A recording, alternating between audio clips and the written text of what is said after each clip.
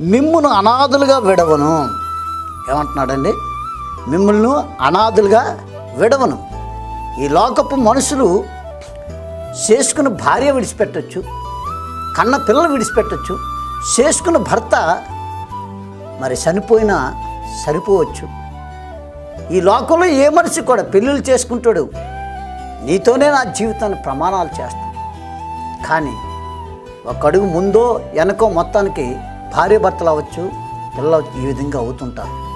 కానీ నా దేవుడు ప్రాణం ఉన్నంత వరకు, భూమి మీద ఉన్నంత వరకు కూడా నేను మీకు తోడై ఉంటాను అంటాడు. ఎంత గొప్ప దేవుడు! మిమ్మ అనాథలుగా విడిచిపెట్టను. ఎవరున్నా లేకపోయినా నేనున్నాను. మీ తల్లిదండ్రులు ఉన్నా లేకపోయినా, మిమ్మల్ని ఆదరిస్తున్న వాళ్ళు ఉన్నా లేకపోయినా, సృష్టికర్త అయిన దేవుడు మనతో ఉన్నాడు. కాబట్టి మనం దిగులు చెందవలసిన అవసరం. దేవుని ఎరగని వారైతే, దేవుడు లేని వారైతే ప్రతి దానికి చింతే.